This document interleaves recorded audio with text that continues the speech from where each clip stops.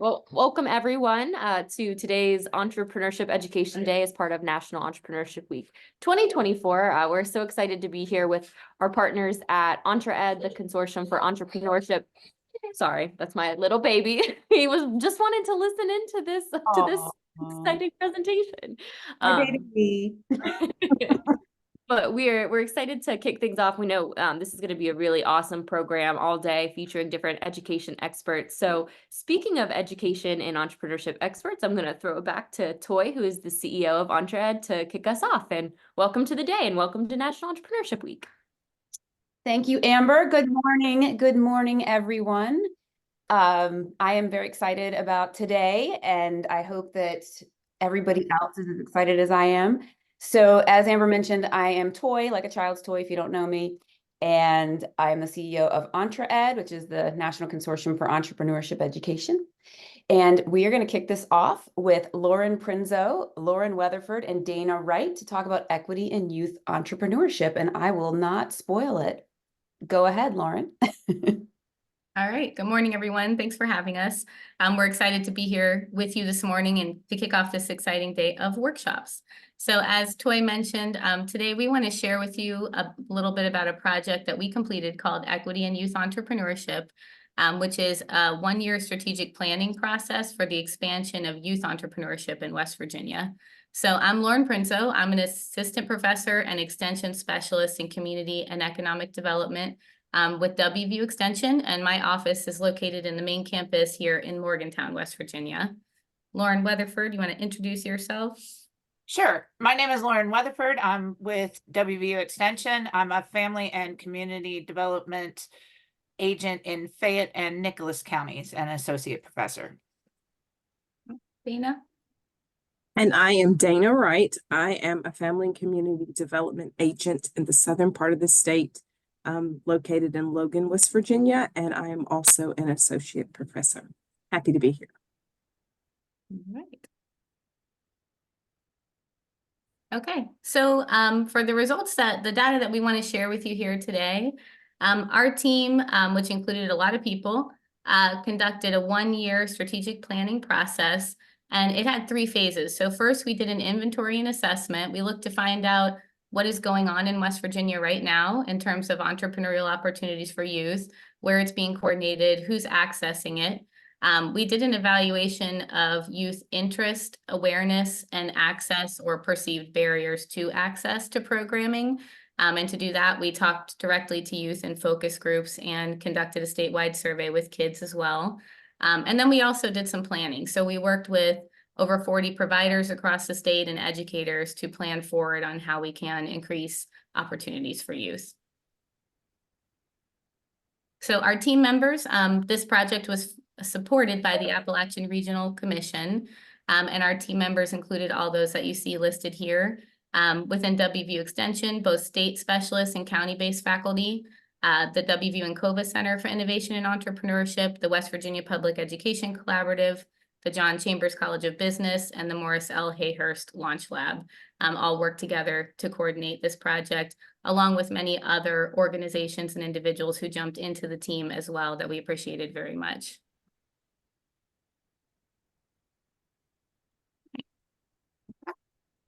That's my cue, right? Yep. Okay, just checking. All right, so to accomplish this, the research that we were able to conduct, there were 4 statewide strategic planning meetings, 3 in-person, 1 virtual, 6 youth focus group discussions, 1 statewide youth survey, and 1 survey of providers and teachers that was also statewide. So statewide strategic planning meetings were held with economic development professionals, youth development professionals, local and state government representatives, faith community members, entrepreneurs, and other interested community members. Sessions were open to anyone with interest in contributing. Sorry, I'm tripping over my words Monday morning. These 3 were held as in-person day sessions, and 1 was virtual to ensure that anyone couldn't attend something else was able to get there. There were 6 focus group discussion held in communities designated as distressed by the Appalachian Regional Commission. Discussions were hosted by county-based faculty from Extension and engaged 6th to 12th grade students in person during the day. The statewide surveys were distributed to several audiences. Adults in surveys included those of educators and providers were distributed via existing networks. Youth surveys were in person, and the team received approval to conduct the survey during the day utilizing passive consent, option to opt out for parents, and assent from students. County-based faculty administered the survey in classroom settings, ensuring that all students were present, were permitted to participate, and understood that permission was optional. So when we did this, we were able to engage 691 youth, 41 adult stakeholders, 12 providers, and then 63 6th through 12th graders. So you can see there is a broad engagement of both youth and adult stakeholders. The team worked to ensure that youth voices were included in the development of the report, and the partnership with WVU Extension faculty to engage the youth in-person aspect. So we're going to talk about the key findings, then the recommendations, and then the sharing of the data gathered. These results were compiled, analyzed, and used to create a publicly available report, which will be shared at the end of the presentation. And the report is designed to guide expansion efforts and shared data that resulted from this process so that that can be used by any provider interested in offering entrepreneurship opportunities throughout the state.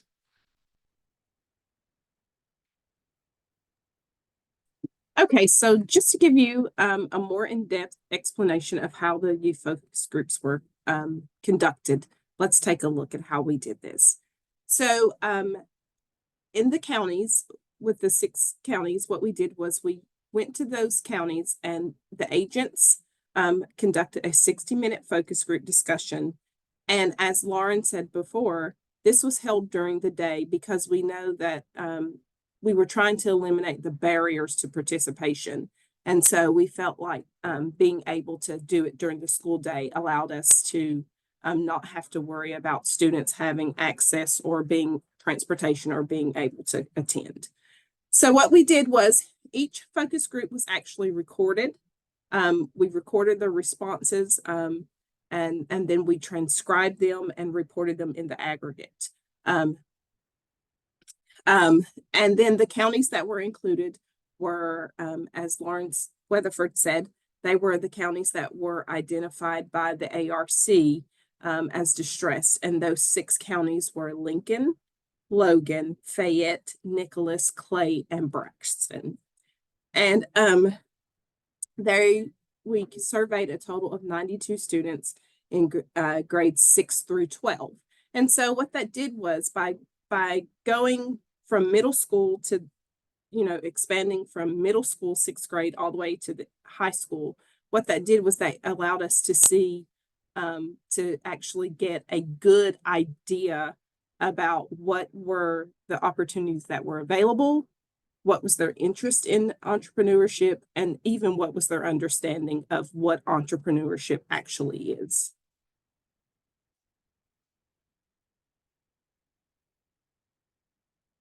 Okay, thank you. Okay, so our focus was, again, the awareness. What were the students' perception of what entrepreneurship actually was? And what was their awareness of existing programs and resources?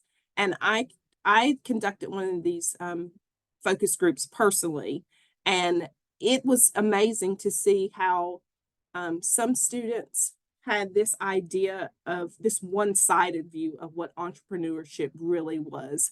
And so we found that this presented an excellent opportunity for us to actually create and develop a program that would actually expand and increase their understanding and knowledge of what entrepreneurship actually is. And then also, we wanted to know what was the perceived barriers to participation. And then also, we wanted to know what was their interests. What was their motivation for participating in specific activities? So once again, with the youth survey, this was also conducted during the school day. And this was a Qualtrics survey. And as Lauren Weatherford mentioned before, we actually used passive consent, which meant that we sent a letter home to parents indicating that there was going to be a survey and some research that was going to take place in the school, and they had the option to opt out if they did not want their child to participate. I think that we did really great. I think that there were very few, if any, parents who actually said no, they did not want their child to participate in the research. Okay, so overall, we had 559 students complete, more than 50% of the survey. And we also provided some incentives for youth who completed the survey.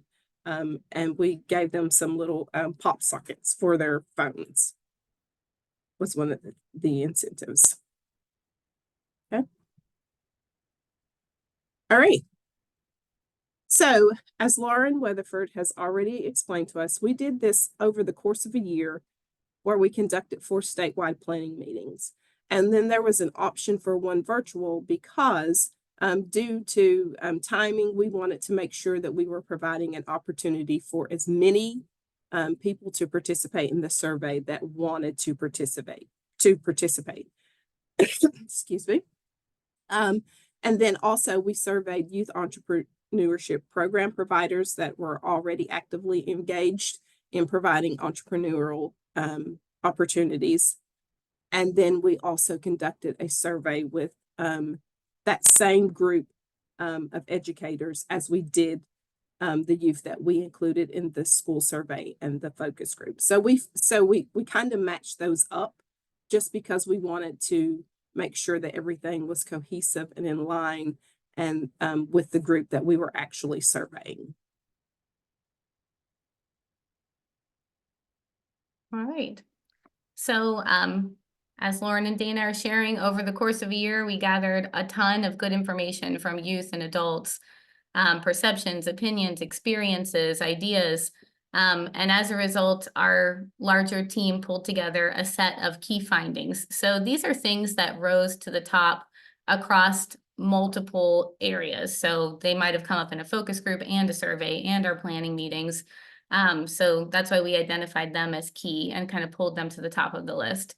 So the first one being that current opportunities for youth entrepreneurship are limited in West Virginia. As I think Dana shared, we had a total of 12 providers participate in the provider survey. The vast majority of programs currently coordinated at that time, which was 2022, at the end of 2022, were coordinated statewide and accessed less than 50 students per year. So we were looking at some, opportunities for increases in direct education for youth. And also found that there are a lot of programs that help to grow entrepreneurship or facilitate opportunities, but maybe a lack of primary providers who are directly engaging youth in a rural setting.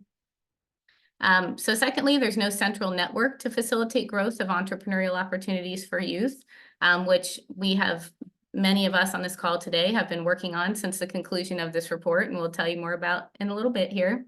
And then third of all, and this has been really key to our ongoing planning efforts for entrepreneurship programming, there is a lack of understanding. There's a lack of a shared understanding of the term entrepreneurship, both among rural youth, but also among adults that engaged in the project as well.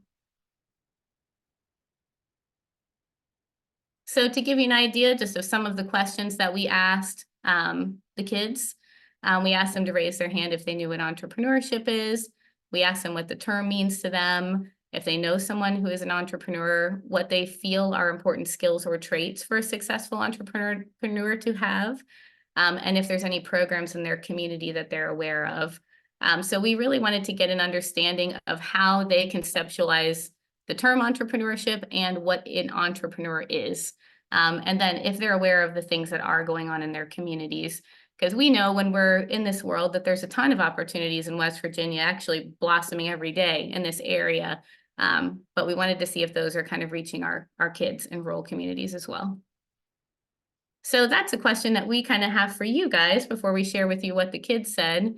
What does the term entrepreneurship mean to you? So if you don't mind dropping in what words come to mind, what images, words, thoughts pop into your mind if someone asks you the question, what does the term entrepreneurship mean to you?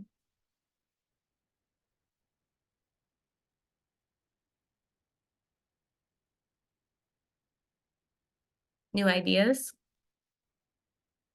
Creating your own future? Innovation for someone else? Yep. Okay, good ones. All right, so let's take a look here. Starting a business, yep. Financial risk. All right, so let's see what the kids said. So our 6th to 12th grade students, when asked what this term means to them, we found that this is a word cloud, which the larger the word is, the more frequently it was mentioned by a student. And this is across all 6 focus groups in all 6 counties. So the most common responses related to money. So when the term entrepreneurship came up, kids mentioned things like money, ownership, marketing, business, risks, sponsors, and we were excited to see collaboration there. And then you guys will also notice several terms here from media. So one of the most common things discussed by kids was Shark Tank. So Elon Musk, Shark Tank, products from that show. So what we could see a pattern emerging is that their experiences in entrepreneurship may have been formed less locally and more by what they're seeing on TV or other media platforms.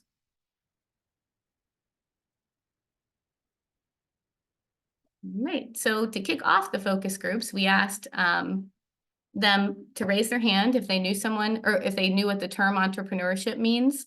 And we asked them, how many of you know someone who is an entrepreneur?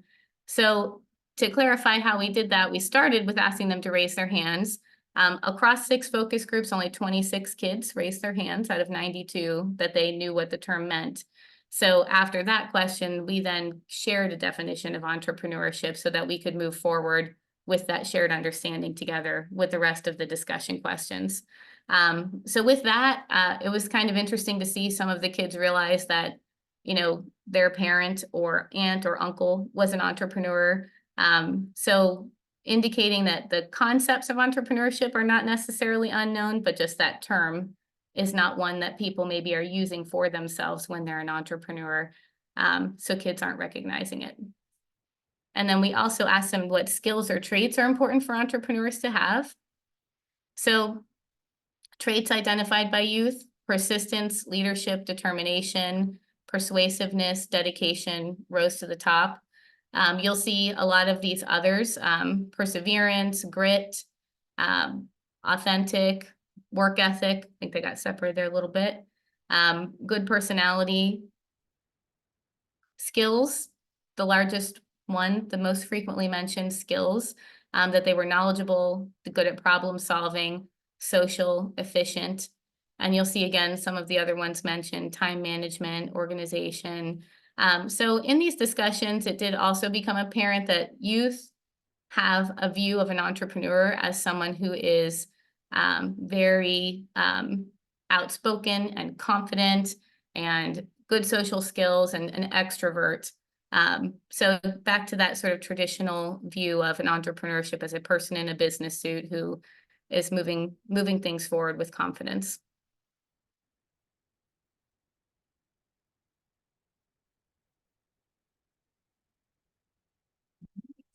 Lauren, do you want to share a little bit about youth interest? Sorry, I started to, but I was all by myself. Oh. All right.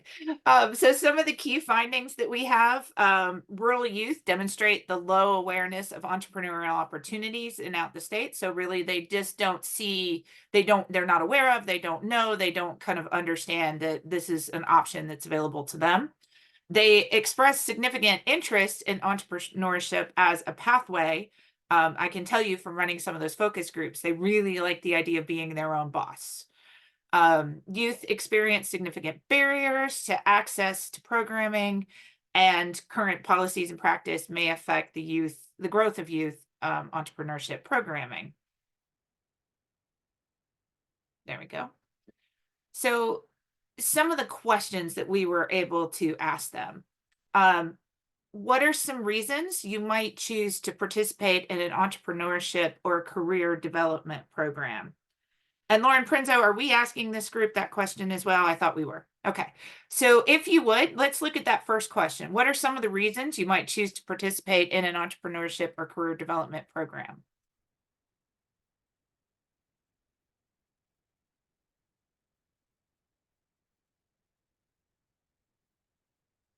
Have an idea for business? More fun than regular classes. Fair enough. Yep. Mom made me go. Friends are in the program. Yep. Okay. Next question. Do you have any interest in being an entrepreneur? Why or why not? And then Karen added to improve knowledge and about being an entrepreneur.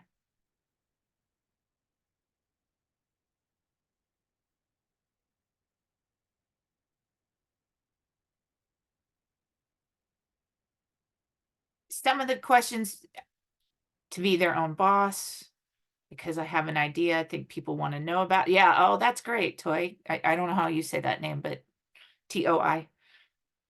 Forgive me if I said it incorrectly. No, that's right. It's like a child's toy, only with an I. Okay, thank you. I think it would be cool. Okay, and then what kind of careers do you think maybe they were interested in and why? Hmm.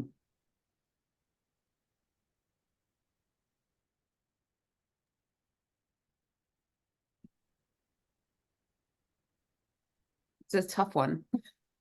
Okay. All right. Well, let's go ahead, because I think also what school community activities you would need to see, you'll need to see what the students said. So here's another word cloud.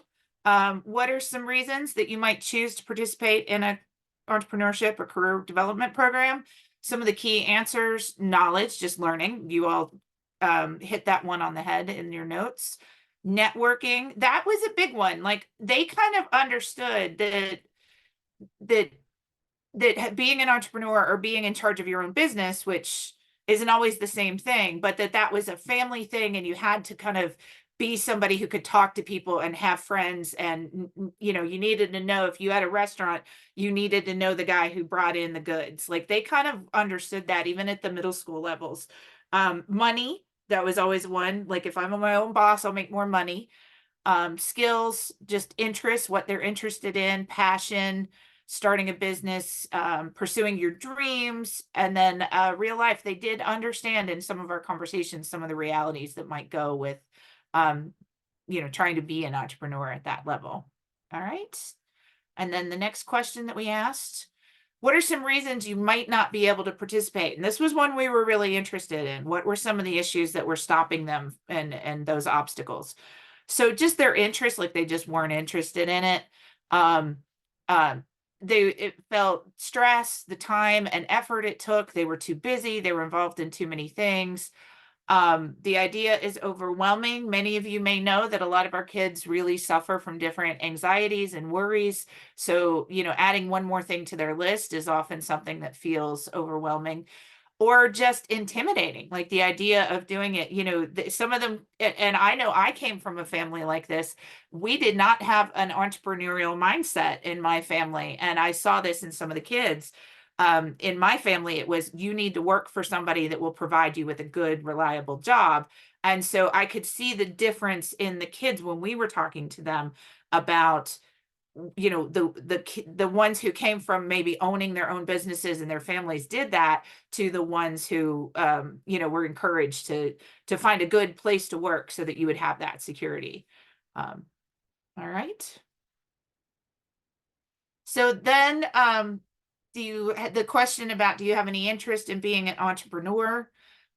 So out of the results, the focus group, 34 said yes, 3 said maybe, 14 said not interested at all, and 41 said undecided. So if you're looking at kind of where we would grow with our entrepreneurial education piece, we're looking at those yeses and those undecided, which is by far the vast majority.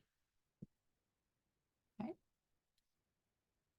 All right, so then some of the others, the last two questions we had in there, what careers are you interested in? You can see above and beyond everything in that one was unsure.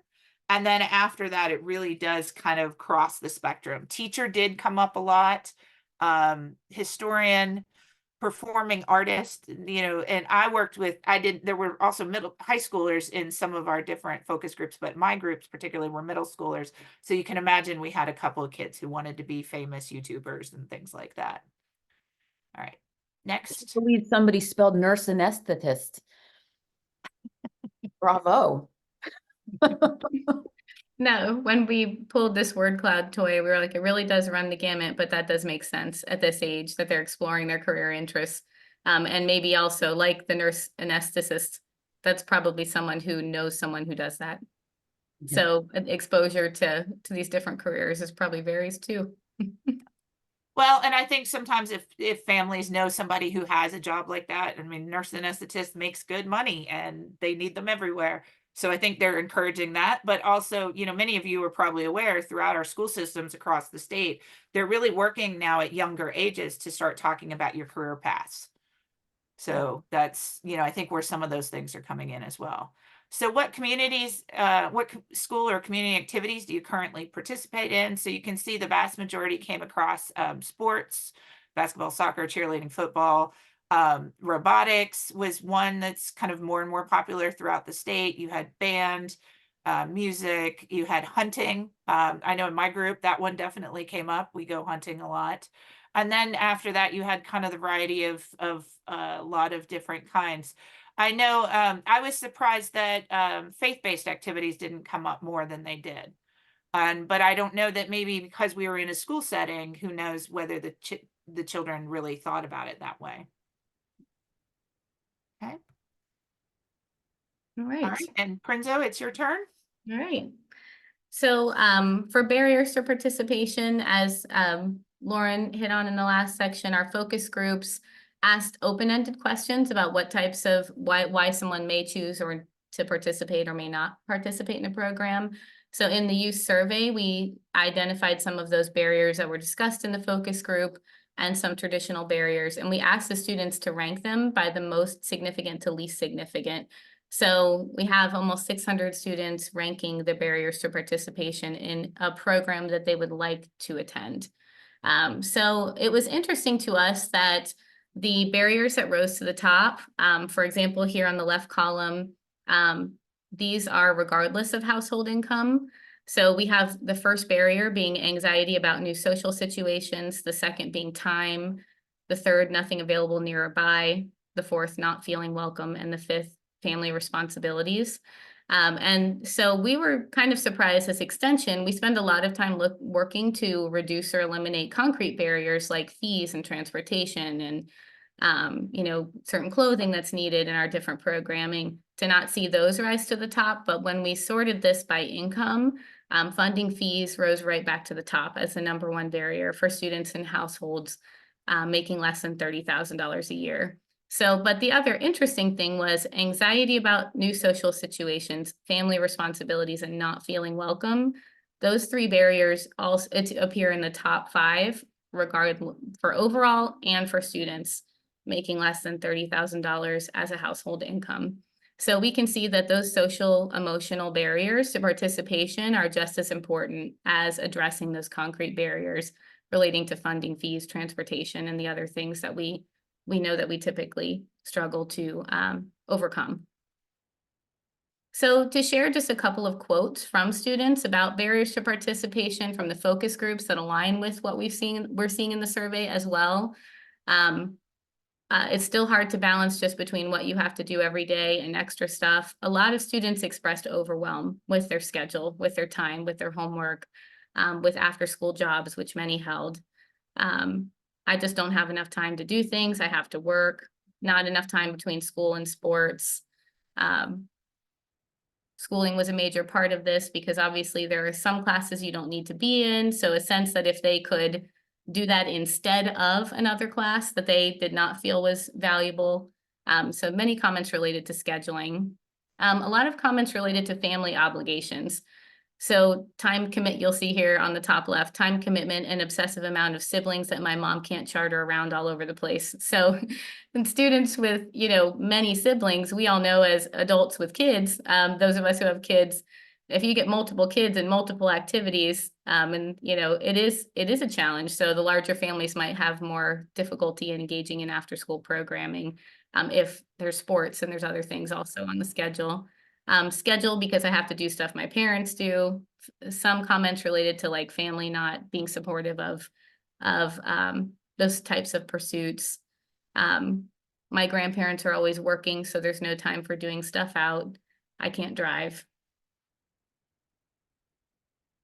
So again, a lot of comments related to those traditional concrete barriers. Money and expensive gas prices, places are too far, not enough money to do it. Distance, hard to get jobs that are too far, no transportation, no clubs to join nearby, not having the materials to do it. So a lot of students shared examples of things that they could not join or do because of one barrier or another related to funding and fees, or transportation. So financial resource related barriers. Okay, so because one of our main purposes of this was to first assess it, identify some things that we as Extension could actually do to help eliminate some of these barriers and actually increase youth opportunity to participate in entrepreneurship education. Okay, so what we discovered was that as Extension agents, that we could intentionally design programs that would help to eliminate or reduce the barriers for youth pertaining to participation. We did that early on a little bit in our focus group and our surveys in the way that we actually went to them to conduct them and to collect that data.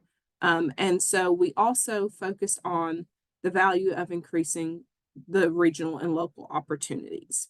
And one way that we have been able to do that was we have a program that's now, it's called the Young Innovators. So this group meets during the school day, during school time. We have staff who are dedicated to that, and they have a local office within the school system, and they are actually able to meet with the students weekly to design, to kind of give them some entrepreneurship education and to encourage not just entrepreneurship ideas themselves, but we're also building this entrepreneurial mindset into the programming that is being provided for the students. We also found that it's important that we integrated entrepreneurship into existing youth development programs. And for our 4-H youth development program is one of the ways that we've done that. Other opportunities for that include the Boy Scouts or the Girl Scouts, or even others such as youth groups. Then also we directly address the concrete barriers in order to reduce or eliminate the financial strains that we heard students, those things that we heard students say was what was stopping them from participating.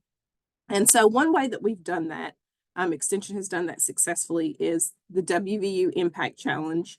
And that has been a partnership with the Hayhurst Launch Lab, Chambers Business of College. And so through our partnerships, what we've actually been able to do is the Impact Challenge is a 3-day on-campus immersive experience for students.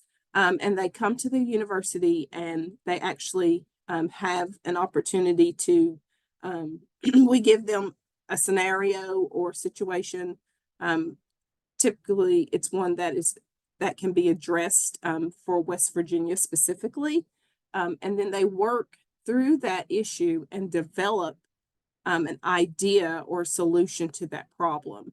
And so it's an opportunity for them to get that hands-on entrepreneurship education. And so the way that we eliminate the barriers to participation is that in the past we have provided transportation for youth to the event.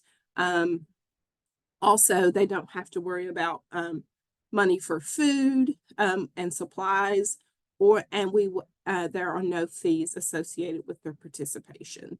And so those are just some of the ways that we have actually taken the information that we collected and we've created this system so that those barriers are eliminated and students can come and freely explore and create and design ideas and solutions that are making an impact in West Virginia. I could add one little thing, Dana, so in thinking about those social emotional barriers, the pulling back to the local opportunities and integrating into programs kids are already involved in, those are strategies that really would help create a pipeline for kids to get involved in a lower, less intimidation setting where they're in a community they're familiar with, they're in their school setting, they start to get to know people. And then hopefully that would build the pipeline for them becoming comfortable and then moving on to some of the awesome statewide opportunities that we have. So as of, this planning report, many of the first opportunities a student would be to go to a statewide or multi-state event. And that's a big jump to go from nothing to a statewide or multi-state event. So the idea behind the local programming and the integration into others is to bridge that gap for those social emotional barriers.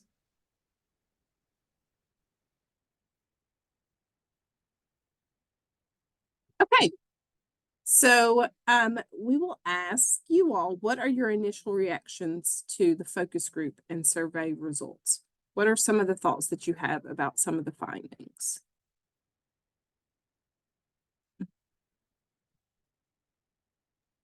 Do you want us to put it in the chat or just say? Yes, you can say it or you can put it in the chat.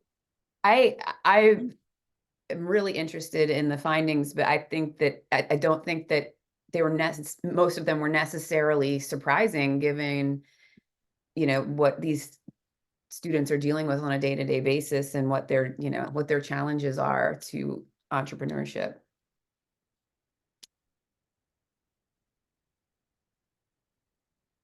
Anyone else?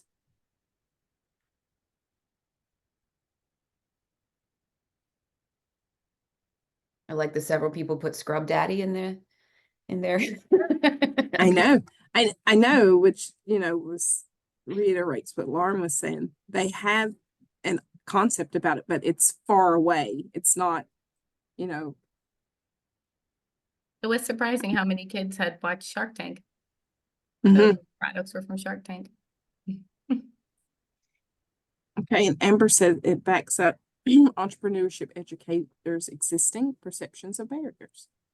Okay, so it just lines up with the research.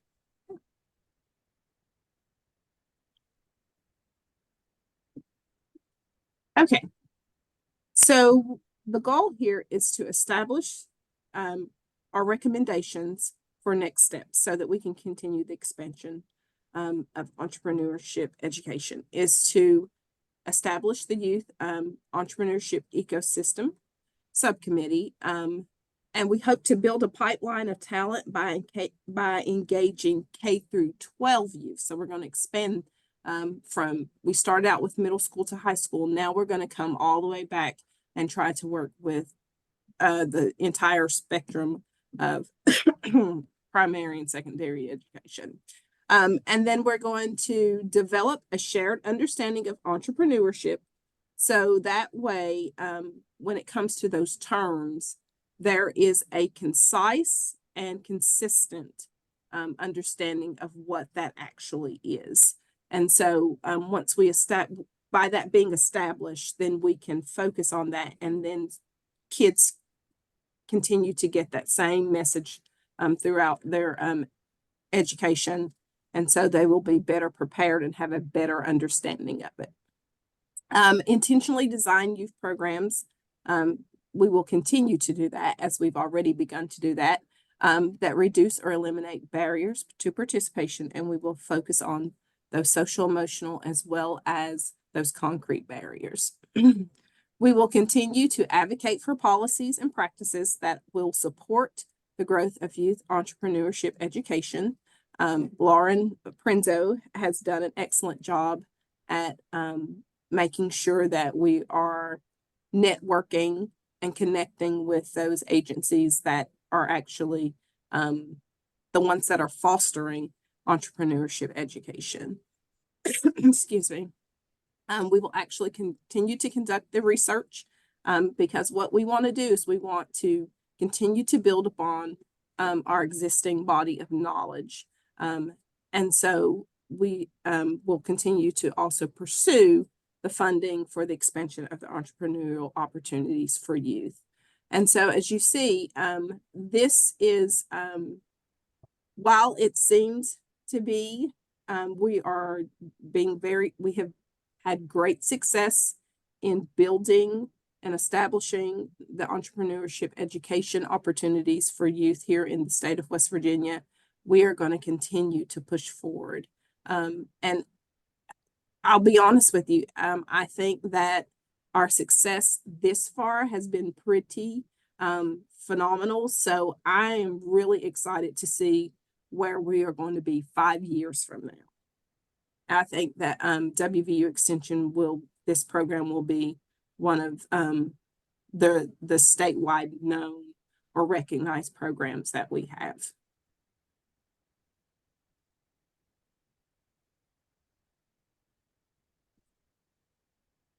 All right. So to give a little update on progress, as Dana mentioned, there is, and many of you on the call here are leading efforts there's great things going on in West Virginia related to youth entrepreneurship through many providers, through economic development agencies. It's being integrated more into youth development work. And a lot of that is also being led forward by the statewide youth entrepreneurship ecosystem network. So as part of that, one of our first recommendations is to establish the subcommittee under the ecosystem to focus on work relating to youth. So our project team received funding from the Benedum Foundation to start up the Youth Entrepreneurship Ecosystem Subcommittee. And that group, oh, I'm sorry, someone booped into the waiting room. That group will tell you a little bit more about, but it'll be leading the statewide efforts to start to turn some of these recommendations into a reality as a next step. We also completed and distributed this report statewide and made it available to partners outside of the state as well. We want to make sure that it's clear that all of the data that resulted from this year of research is available to anyone who would like to access it or use it to inform your program development, to inform how you're going to pursue expansion of your opportunities as well. We know in the world of entrepreneurship, collaboration is key. So this information is shared. 40 plus agencies and hundreds of adults and children work together to bring it forward for us so that we could use it in practice with youth entrepreneurship work. And then we also have applied for funding in several different areas, as have different partners from the strategic planning year to implement various different recommendations with support from foundation, state, and federal sources. So the Youth Entrepreneurship Subcommittee is coordinated in collaboration with that larger entrepreneurship ecosystem. And this decision was made so that we could ensure that the work that was being done around expanding youth entrepreneurship opportunities aligns with all of the other great work that's being done in the state as well. So there's two elements of the subcommittee. One engages adult stakeholders, including youth development professionals, economic development professionals, and educators. And then the second is a youth group, all youth in middle 6th through 12th grade. We know for best practices for youth engagement, it's important for youth to have a space that's their own, in addition to engaging in adult-led spaces. So we're coordinating those as kind of two separate groups with some overlap for planning purposes. And the youth are from counties designated as distressed by the Appalachian Regional Commission. And essentially, we have structured this as a committee of youth with a teacher in their school setting who's supporting their work and a county agent in the county setting who's supporting their work. That gives us an opportunity to engage them both virtually with each other, but also in person in a setting that's comfortable to them in their school. And our goal there for this whole committee is to work forward how we can implement the strategies for expansion of these opportunities for youth. We got a lot of great information during this year of research, and this committee will help move that information towards action and make sure that the things that we are pushing forward meet the interests and the needs of the youth that would be served by them, because we have the youth voice at the table. So the report, and we'll also drop it into the chat, the link into the chat for you. But the report is available at the WVU Extension website. It's both the executive summary and the full report of every, planning meeting and everything that we conducted during the year is available for anyone who's interested. If you review the report and have any questions or would like any more information, please feel free to reach out, and we'll be happy to share anything to help you, anything that would help in supporting your entrepreneurship offerings for youth. Any comments, questions?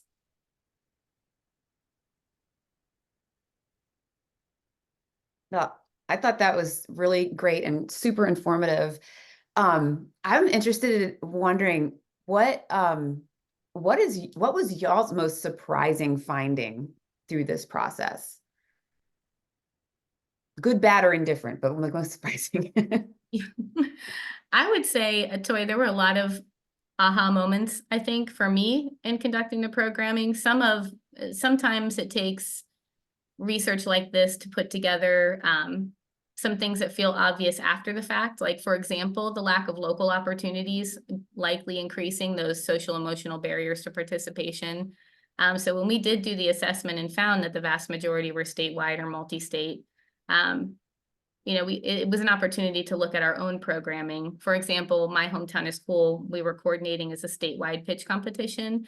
And as a result of this research, we pulled that back to school-based model as well, where it's implemented in the school setting with mini grant funds dedicated to that school. So I think there were a lot of practical implications that we were able to immediately use.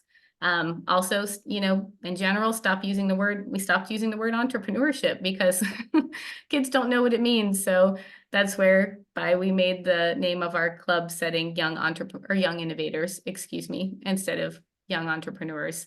So I think there were just so many little practical tidbits that we could implement immediately as people who are doing this work in the state. And also just to see that breadth of activity that's going on from so many different partners, and that groundswell of involvement in this process really helped us see, and I'm probably, several of you on the call probably feel the same, being in West Virginia, how much interest there is among adults in supporting youth in developing this skill set, and how much interest there is in working together to increase those opportunities. So we know that we have the support base as a group to move that forward as well. Dana and Lauren, I don't know if you had other aha moments you wanted to share. I will say this, for me, we conducted the groups, and students said kind of like they didn't know what entrepreneurship really meant or was. But I will say that when we did the impact challenge, with just a little bit of one-on-one guidance, I was amazed. I continue to be amazed at the plethora of ideas or solutions that they develop and come up with on their own as individuals, which just speaks to the fact that the ideas are there. I think that by providing the opportunity, then we're pulling out the solutions, and they come pretty. Some of them come pretty quickly. I mean, even at that, there are opportunities for students. There have been opportunities for them that once they come through our program, there have been opportunities for them to continue to further that idea. And so I think that that's what we want to do. We are providing them with the skill set and the tools and the resources to actually become entrepreneurs, which is our goal. And so I think that that's been pretty amazing to see. Especially the kids who are shy or whatever and say they're uncomfortable speaking in front of others, and by the end of the weekend, they're presenting in front of, a group and some judges. I think that that's, and they say that that's one of, that for them, that the program actually helped break down some of those social emotional barriers to participation and trying new things. Yeah, I think it's important to add to that as well that one of the things that a lot of higher ed institutions are doing at all different levels is a freshman required class for public speaking, because a lot of our youth are growing up not knowing how to do that and feel immense anxiety and stress. And they're finding that any public speaking experiences that they're learning early on and becoming more comfortable with are really helping them as they advance through their career paths. So that was one. But yeah, just to listen to a bunch of middle schoolers talk about their ideas for the future is there is an amazing amount of information and fun that comes out of those conversations. But it was interesting to me that I mentioned it before, but that was one of the things that sticks to my mind, that there were certain kids who were like, absolutely not, the risk is too high to own your own business or do something like that. And I really wasn't kind of looking for that when I went in. So to have the kids tell me that was an interesting thing. And then, like I said, it reflected what I grew up with. So it made sense.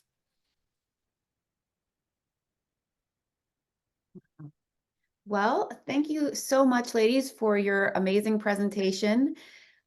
This was just really informative. I know I've read the report, but now I'm going back to read it again. It's really, really good. So everyone should go check that out. But thank you all so much. And everyone who, if you're staying on, we'll just